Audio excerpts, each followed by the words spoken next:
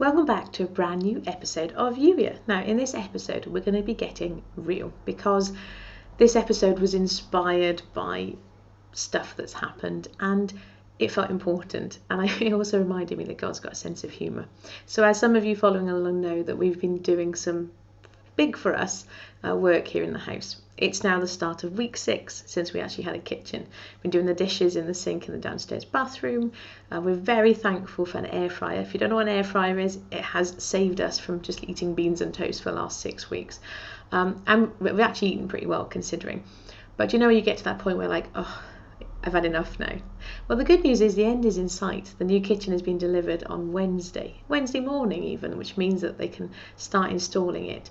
Then it's just a case of putting the kitchen in, and then floor, and then last coat of paint, and all these little things. But in my head, I'm mentally preparing myself for the fact it is going to be another 2 weeks, because sure, I'd love it all done immediately, and you know, perhaps if they had the same motivation that I've got, because you know, let's be honest, they're not the ones who haven't got a kitchen, they might get it done slightly faster. And that's not a criticism. Our builders have been amazing. They've been super fast.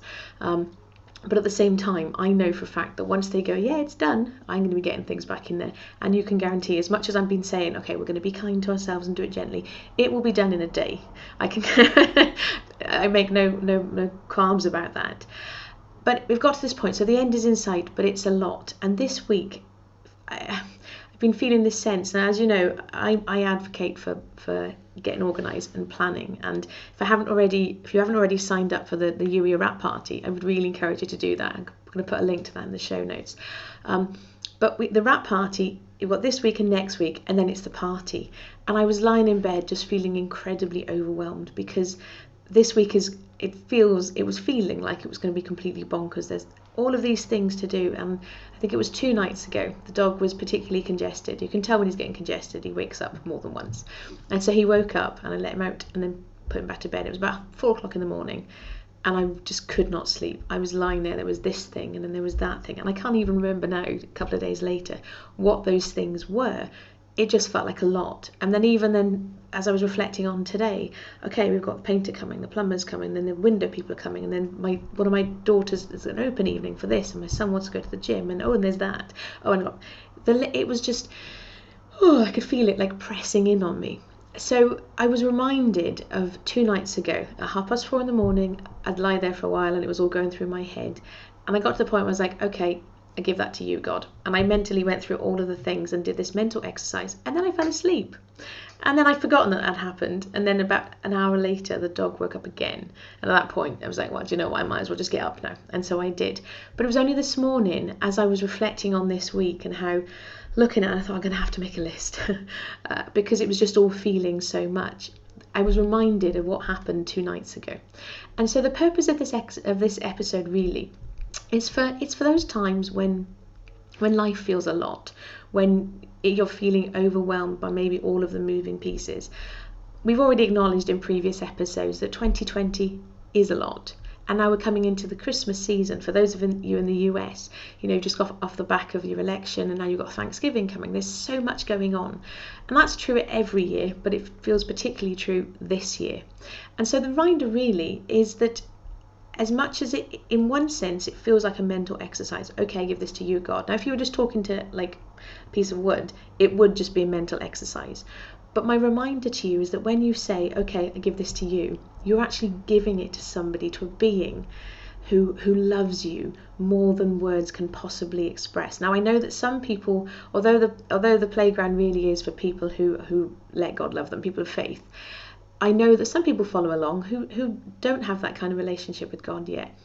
That's okay. What I would suggest to you is I want to suggest you try it anyway, because just because you don't have that conversation with God yet, that doesn't stop him loving you. And he's there, intimately interested in every aspect of your life all of the time. So if you are someone who's like, yeah, I don't really know about me and God, El, you know, we have our issues, I get it. You know, we've shared a little bit before that some of the baggage over the years, the way that Greek philosophy has sort of infiltrated some of the church theology and the church teaching, we haven't always, like by we I mean us as Christians, we haven't always done a really great job of communicating just how much God loves and how really deeply that goes. And so if you feel that, I get it, I understand, and I'm quite happy to acknowledge that. Like, I don't want you to be following along going, oh, well, okay, and just, nodding along, but then inside feeling a bit like, let's acknowledge it. There is stuff, there's baggage. And for those of us who maybe grew up in the church, we have baggage too. I've shared with you before that I prayed the prayer when I was 12 because I was scared out of hell. I wasn't loved into heaven until my 20s. So regardless of where you're coming from and what that story looks like for you, we are humans and we come with those baggages and those bits of story, but that doesn't stop God loving you. And so I want to encourage you and remind you today, and if this isn't something that you've tried before, I would encourage you to try it, because I did genuinely I fell asleep that night going, okay, there's this thing, I give that to you. And that's not to say that it's a one-time done deal. So I woke up this morning thinking, oh my goodness, the party I've already mentioned to you, the UEA wrap party, which is the week after next. Nobody knows about it yet. I've got this to do and I've got that to do, and okay, God, I give it to you. I don't know how many people are going to go to the wrap party. No idea at all. God knows. And I trust and believe that the people for whom it will be most beneficial will be there, and it will have a wonderful time. I am done with trying to micromanage this and come up with all the answers. I just can't do it. And it's a funny balance, because as women in particular, after, I'm not going to get all sort of feminist about it, but we have had years and years and years of men supposedly being the stronger sex, and we're weak and feeble, and so we're encouraged and empowered to be strong, independent women, and we are. But that doesn't mean that we cannot be dependent upon God. It's a different dynamic. And so I'm done with trying to micromanage all these pieces. This week is a bit bonkers. Next week will probably be a little bit more bonkers, and then the kitchen will be done.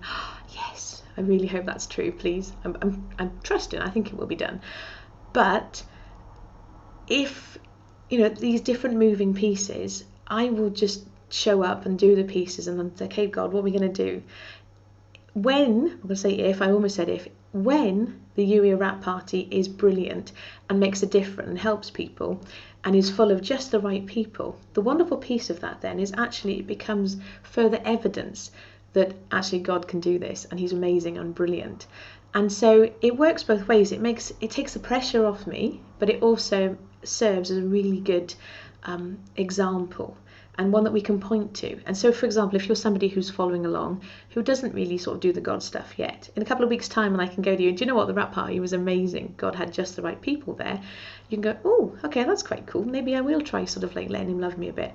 So it works both ways, but really more than anything, I just want to remind you, like I say, this podcast is primarily for people who do have that relationship with Jesus. And so I want to remind you, and I know you know this already, like I already knew it, but sometimes there's a difference between knowing something here and actually actioning it. That's really hard to say. And so I want to encourage you, and if you already do that, you go, okay, here are these pieces, keep on doing it. And if you wake up feeling overwhelmed, make a list and then do it, because he is interested in all aspects of life. He's also got a sense of humour as well, because and I did allude to this at the start, I woke up this morning thinking, okay, on Tuesday there's a call and there's this and that. I'm thinking I might have to just warn my coach and the group coaching that I'm in that I'm not going to make all the calls this week because it feels really overwhelming and And then, would you believe it, I was in the group and we've been given homework to watch more stuff. There's more stuff being added. I'm like, oh really? Oh goodness me, okay. And then the reminder was, God's going, you know what, I've got this. And then I was tagged in a post that was about going live and sharing things you're thankful for, which normally I'd be all over that. That sounds brilliant, and I am going to play along. But it was another thing, and it was almost like God was saying, okay, yes, there are these things to do, but stop trying to do it on your own. Let's do this together. It's a lot more fun. And so it feels like I'm like a real life living example of that right now. And when I come to the end of November and I haven't completely lost my marbles, it'll be only thanks to God for holding it all together.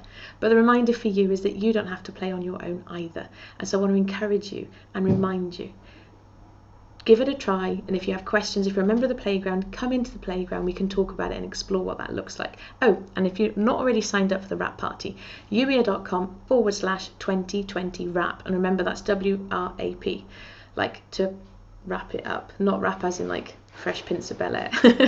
I'll catch up with you next time. Take care. Bye bye.